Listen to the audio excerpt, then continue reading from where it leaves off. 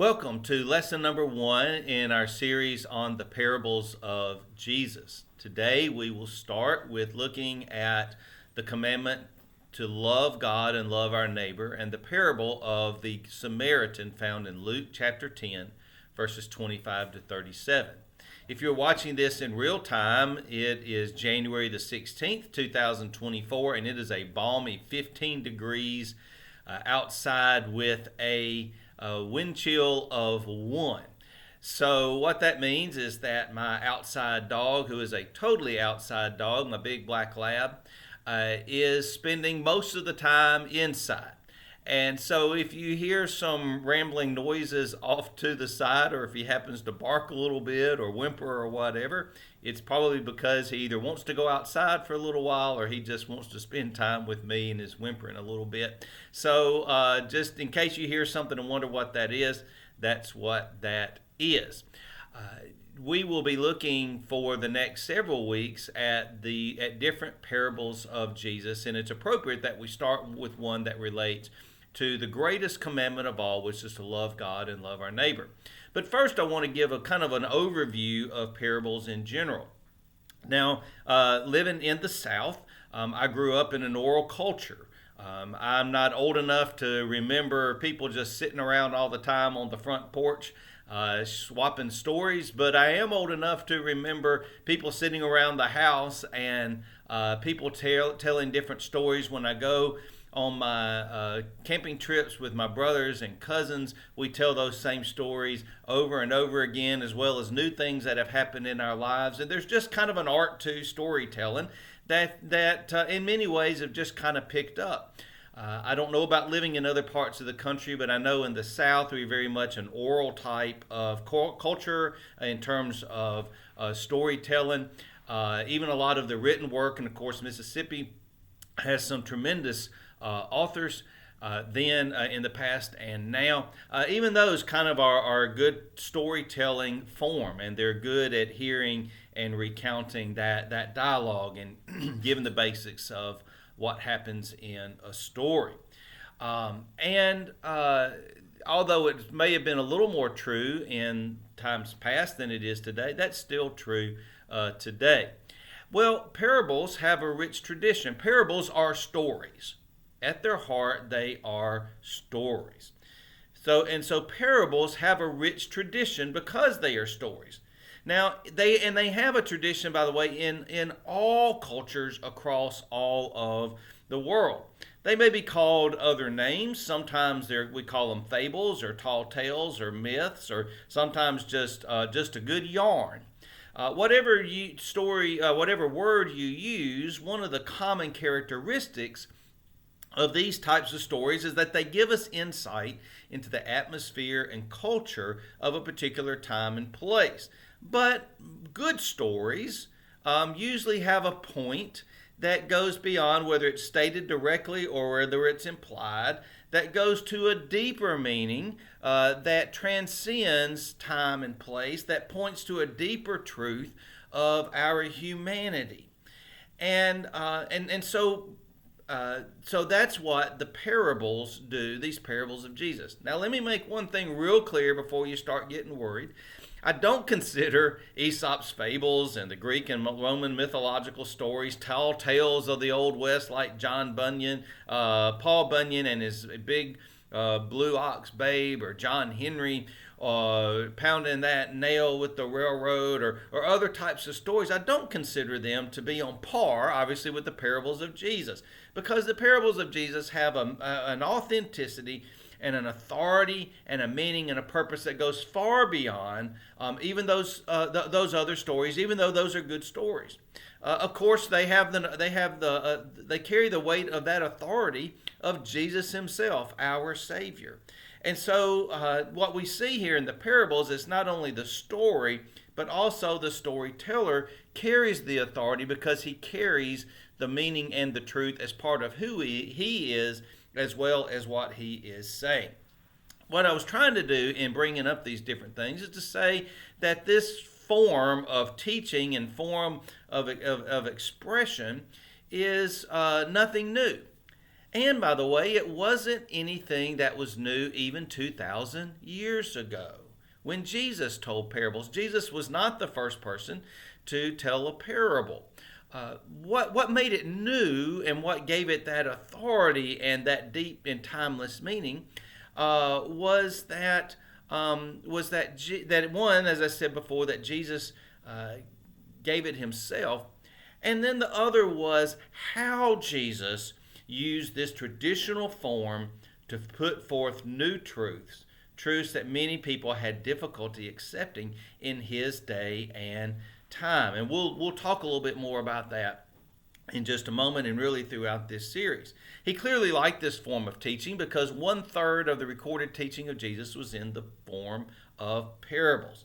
So why do the parables today seem to continue to be so powerful and effective? The first, of course, as I've already mentioned a couple of times, is the authority that they come from the Son of God himself. So they carry a weight that is above any other type of story, any other type of teaching outside of Jesus.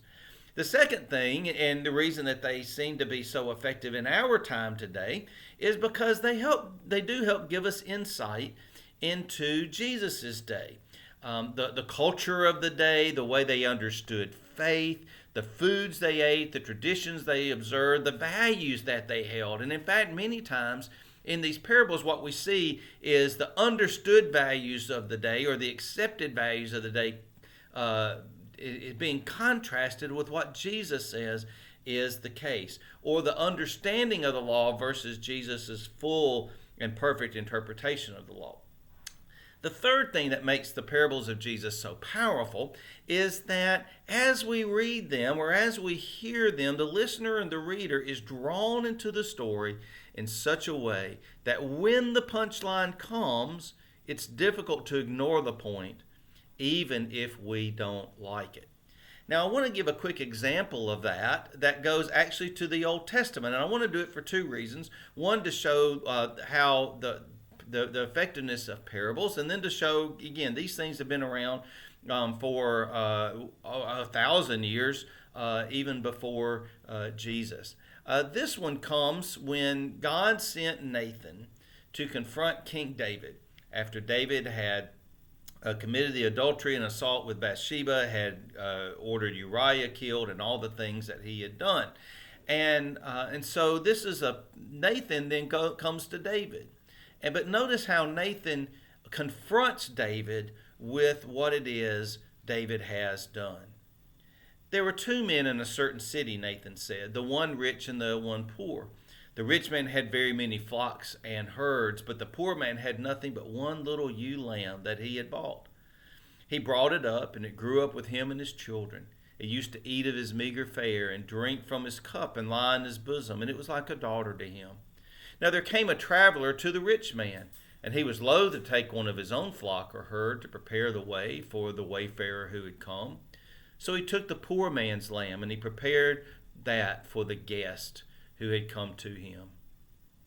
Then the anger of David was greatly kindled against the man. He said to Nathan, "As the Lord lives, the man who has done this deserves to die. He shall restore the lamb fourfold because he did this thing and because he had no pity." And Nathan said to David, "You are that man."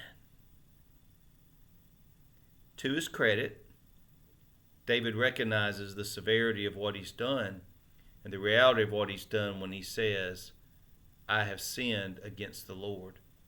Now let's take a step back and think about that. What do you think might have been the reaction if Nathan comes to David and said, "David, you sinned against the Lord, you did this, you took Bathsheba, you did these types of things, and the Lord's upset with you, and he sent me to tell you those types of things." I don't know about you, but when somebody comes at me that way, my first instinct, even if I can later see that they are true, my first instinct is to be defensive. My first instinct is to try to justify. And remember, David was the king. David was in charge of the whole nation. He could do what he wanted to do, or at least that's how kings often saw themselves.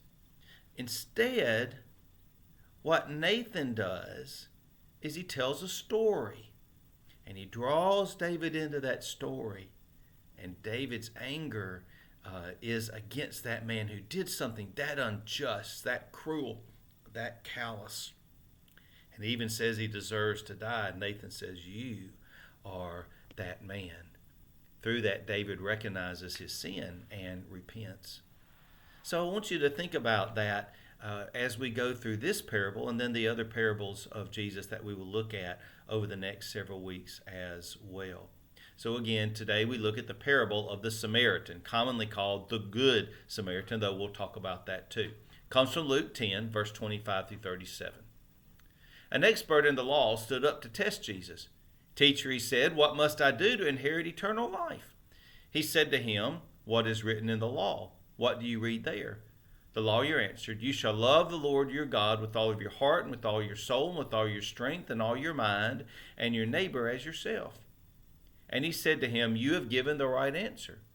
Do this and you will live. But wanting to vindicate himself, he asked Jesus, and who is my neighbor? Jesus replied, a man was going down from Jerusalem to Jericho and fell in the hands of robbers, who stripped him, beat him, and took off, leaving him half dead. Now by chance a priest was going down that road, and when he saw him, he passed by on the other side.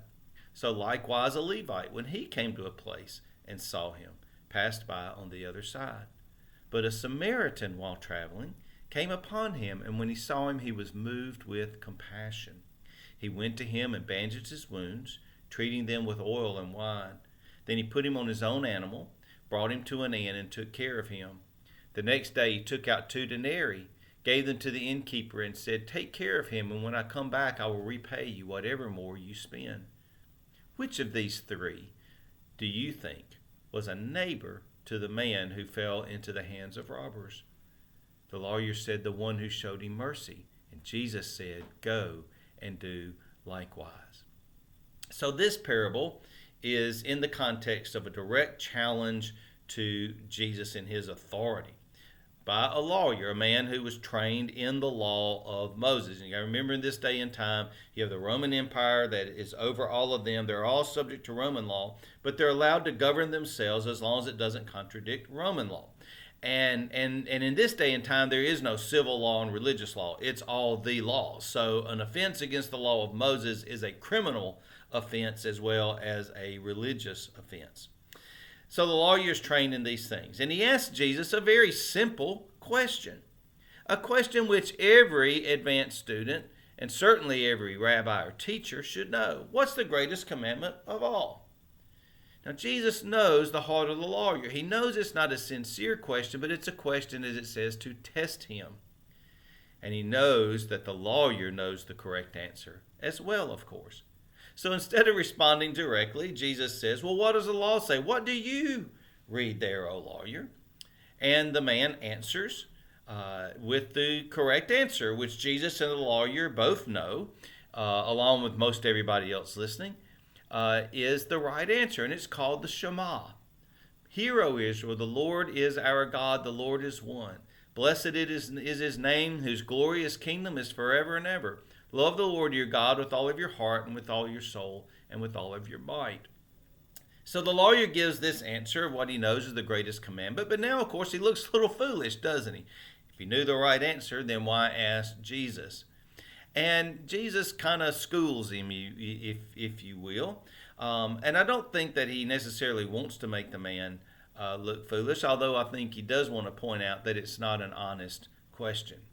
So the lawyer then tries to make himself look less foolish. And so he follows up with another question. And who is my neighbor? Now, to be clear, the lawyer and Jesus know the correct answer to this question as well, because it was laid out very clear who was and who was not your neighbor. The Jewish people were God's representatives in this world. They were to keep themselves pure and undefiled in order to present their best witness before God. Now, they often failed in that calling, as we often fail. But the delineation was there. And so they knew who was a neighbor and who was not a neighbor. Any fellow Jew was your neighbor, regardless of where they lived. There were rules in Leviticus for care for the foreigner residing in their land and for how they were to be treated. There were rules for slaves and how they were to be treated. But it was clear also in the law that a non-Jew and a non-resident foreigner was not a neighbor. And there were rules for what type of how much interaction was allowed in those situations as well. And in terms of what was acceptable and unacceptable in the midst of that, because these laws didn't apply. These laws that we had in the law of Moses, that they had in the law of Moses, didn't apply to non-Jews and non-resident foreigners. And so the man asked a question, who's my neighbor? Expecting, just like Jesus did the first time, or that's going to be some sort of answer that relates to what is the proper and correct answer. Instead, Jesus tells a parable. And in telling the parable, he's about to upset the apple cart, so to speak, because this time he doesn't give the expected answer. So he tells this parable and sets it up. Again, something that was probably a common teaching point at this time. The scribe and the priest, a Levite, who are walking down the road at different times. Each of them walked by on the other side. Well, the scribe and the Levite were people of religious authority, and so they held a lot of respect. And so it would have been expected then maybe if they didn't stop, one of two things could have been possible in the telling of the parable, depending on how it's told in other circumstances. One could be that the scribe and the Levite demonstrate their faithfulness to the letter of the law by walking by on the other side, because if they thought this man might be dead, then it wouldn't be proper to go up to him. And the part of the way the parable could go would be that they followed the letter of the law, but somebody else followed the spirit of the law. But the thing about it is, it would have never been a Samaritan in that, and I'll talk about that in a minute. The way the parable normally would have been told was that an ordinary Jew goes walking down, and he sees the person. He has compassion. He goes over and binds up his wound. And so he demonstrates that he is obedient to the spirit of the law and having compassion for this man. And so part of the point in that instance would have been that an ordinary person untrained in the law can still fulfill the purpose and the meaning of the law, even if they don't understand everything. And even if the religious figures do something different, you can stop and you can help. But that's not how it goes in the midst of that. Instead, Jesus says a Samaritan is walking down the road. Now, even when he uses says Samaritan, the people listening would not have expected the Samaritan to be given in a positive light, because Samaritans were hated. So if he says a Samaritan is the one that helped, you can imagine it would have caused quite a stir and maybe even a gasp. And I can just imagine people going, Samaritan? Did he say a Samaritan? Surely not a Samaritan. If there was anybody who was not a neighbor, it was a Samaritan. Samaritans were descendants of those that lived north of Israel. They were descendants of those who had intermarried with foreigners hundreds of years ago when Israel had been conquered. They had remained up in that northern region where they were deported instead of fleeing south to Judah when Israel was conquered, and they had integrated into that society of the ruling empire. And what happened was that over the course of time, they had retained some elements of Judaism, but there had also been some mixing in with the religion of that area. And so there was kind of this mishmash of some traditional Jewish beliefs along with some other beliefs. If you remember, in the book of John, Jesus goes up to Samaria, which he actually wasn't supposed to do either, and he talks to a Samaritan woman at the well. He wasn't supposed to talk to a Samaritan. He wasn't supposed to talk to a woman outside of his family. And so Jesus is violating the law in doing that as well. But one of the things that she makes mention is that she says, we believe in Messiah, but we believe he's going to come on Mount Gerizim, which we consider holy. We know you Jews consider Mount Sinai to be holy. Well, that's just one of many differences that were there. because they had intermarried with these foreigners and these conquering people, they were considered barbaric and they were considered half-breeds, and they had perverted the law of Moses. They had perverted their faith. They weren't true believers in the midst of this. And if there was anybody who was hated, it was these Samaritans. One of the ways that I've described it in the past is that there is no worse enemy than that person that used to be your best friend. And it's that idea that when you turn your back, then that is that ultimate betrayal, because you know better. You know what the stakes are. You know what the circumstances are. And so these descendants, even though it had been several hundred years, these descendants of those original people that had intermarried were considered unclean and infidels. They were considered betrayers to the faith. They were considered blasphemers. And it was appropriate, would be considered appropriate then even to stone them, because they were not pure Jews. Instead, what Jesus says is, he says it's a Samaritan, a half-breed, an infidel, who stops. It's a Samaritan who has compassion. It's a Samaritan who takes that oil and wine and binds up his wounds, and who goes and takes him to the inn, walks while he rides on while the injured man rides on the donkey, and who goes and offers out of his own money. There was a statement I saw just yesterday. Was Martin Luther King holiday, and I saw a series of different quotes, and one of them that I'd seen before, but not in a few years, is talking about this parable of the Samaritan, and he says that the scribe and the Levite see the man who is injured and says, "If I help him, what happens to me?" And he says the Samaritan looks at the man and says, "If I don't help him, what happens to him?" You see, it's a difference between that self-centeredness and that compassion. A difference between thinking of ourselves first and thinking of someone else. And so Jesus turns the tables on what might have been a familiar story of the day by making the Samaritan not the villain and not the traitor, but by making the Samaritan the hero of the story. By making the Samaritan the one that, even though that person who's beaten and robbed would not have seen him as a neighbor, that he is a neighbor to that man who is hurt and is in need. And the beauty of it is that Jesus tells this parable in such a way that when he gets to the end and he asks the lawyer the question, "So you tell me, lawyer, you tell me, one who is so trained in the law of Moses, who was the neighbor to the man in need?" And the lawyer's response is really interesting. The one who showed him mercy. Now, some people make a big deal of it, and I don't know if it is or not, but I do think it's interesting that the lawyer will not say the Samaritan. He just says the one who showed him mercy. He probably can't even get it out. I can almost see that lawyer sitting there because he knows that he's just been had, and he knows that he has to answer honestly.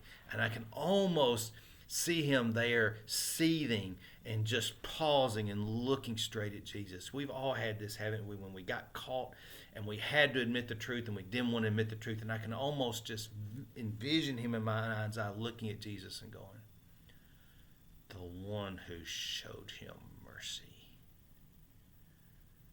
The gospel is not easy. It is oftentimes hard. And many times we are forced to look at ourselves and admit truths that we don't want to admit. The one who shows mercy is the infidel. He's the foreigner. He's the half-breed. He's the perverter of faith. He's the one who deserves to be stoned. And yet he is the one who is the neighbor. And remember, this all goes back to the greatest commandment. He's the one who showed love. And to double down on it, Jesus then looks at him and he says, "You go and do likewise." Don't do like the priest. Don't do like the Levite. Don't do like the scribe. Be like the Samaritan in the midst of that. In the midst of how you show love of God by how you love your neighbor. And who is your neighbor then? because it's a question you see that we have to take a hard look at as well. Who do we consider to be a neighbor? Or even just as importantly, who do we consider to not be a neighbor? In this parable, Jesus is making it clear that we don't get to pick and choose who our neighbor is. We are to follow the commandment of the law, the greatest commandment, by the way. The commandment that supersedes and overarches all other commandments. You shall love the Lord your God with all of your heart, mind, soul, and strength, and you shall love your neighbor as yourself. There is no commandment, Jesus says, greater than these. And who is our neighbor? Our neighbor is anybody who is in need. We don't get to say, well, they got what they were coming to them. We don't get to question whether or not they deserve it. We stop and we help with the love and the compassion of Christ. The same love and compassion that Jesus showed to those who were outcast in his day, who in their day and time were not neighbors, either temporarily or permanently. The next lesson is on the parable of the prodigal son. And part of the reason I follow up with this parable is because Jesus is eating with those who are sinners and outcasts. He's eating with people who are not neighbors. And they're charging Jesus with doing that. They're grumbling about him and questioning his authority, questioning his legitimacy because he is doing that. So Jesus gets at this love in another direction, in another way. But here, in direct response to a question, he tells us that the greatest commandment is to love the Lord our God with all of our heart, mind, soul, and strength, to love our neighbor as ourselves, and our neighbor as anybody who is in need. We don't get to judge or presume. We don't get to look at somebody else and determine whether or not they are worthy of our love, much less worthy of God's love. Who is it that you have trouble seeing as a neighbor? Who is it that you might have some hard feelings against right now? They may not even be permanent, but they're temporary right now. Who is it that if they called you up right now out of the blue, or if you were driving down the road and you saw them, that you would have difficulty stopping and helping? Who is it that might have that difficulty with you? Who is it that you need to be a Samaritan to in these days, to have that care and that compassion of Christ? Who is going to be your neighbor in this world? Well, thank you for joining me today, and I look forward to being with you in the next lesson, which, as I said, will be on the parable of the prodigal son, found in Luke chapter 15, starting at verse 11. God bless you and have a great day.